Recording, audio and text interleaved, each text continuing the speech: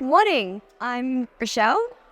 I'm 42 and I'm a mum of four and just living every day the best that we can, really. Started with a blocked ear, basically, and we went on for 12 months of being told it was hay fever until I jumped up and down and asked for a referral to an ENT where they checked my sinuses and accidentally put the scope up a little too far, which was a little bit painful, but I'm glad that they managed to do that because we found something that if we hadn't have found would have ended very differently to how it has. So, and then it was just as COVID hit the first time. So it was scary enough as it was, not knowing what we were walking into at the hospital, but then, being given we think it's something more sinister than a sinus infection.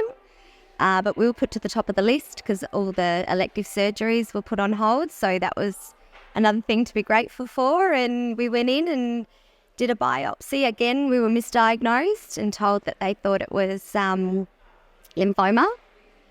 He was pretty adamant that's what it was, actually. And then we did the biopsy. And while I was coming out of the anaesthetic, he said to me, "It's not lymphoma. We think it's worse.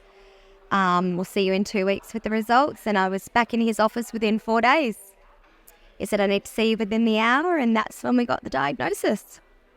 Yeah, and we were sitting at 5.5 centimetres in the nasopharynx. Yeah. Adenoid cystic carcinoma of the nasopharynx.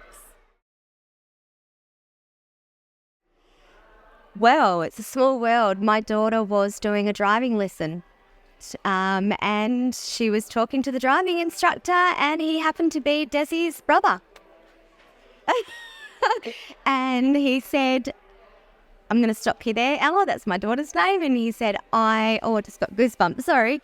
He said, "I'm going to give you the name of my sister, and she runs without a ribbon pretty much. And I want your mum to get in contact with her because there's nothing in WA that supports us."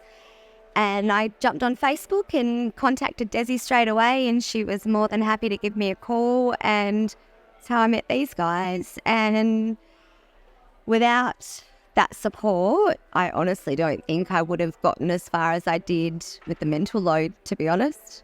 It's been a blessing in disguise, that paying the extortionate fees for driving lessons.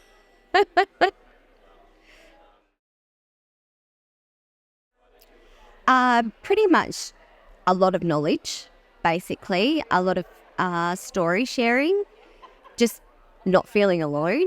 Also knowing places that I could go in terms of, you're given the bare minimal cancer foundation, that sort of stuff of where to go and speak to things, but just things like that in terms of pain relief other than medications, like everyone has had some beautiful benefit in helping me with, whether it's chuck a heat pack on this or this might work, try this, those sorts of things. Just someone to talk to that gets it. The big cancers seem to have a lot of support. They've got a lot of that sort of thing going on.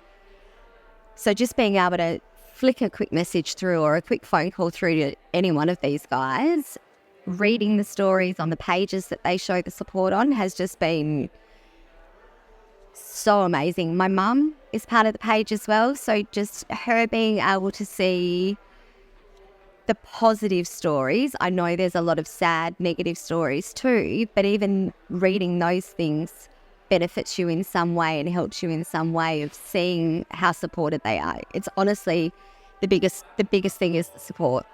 Yeah. Thank you.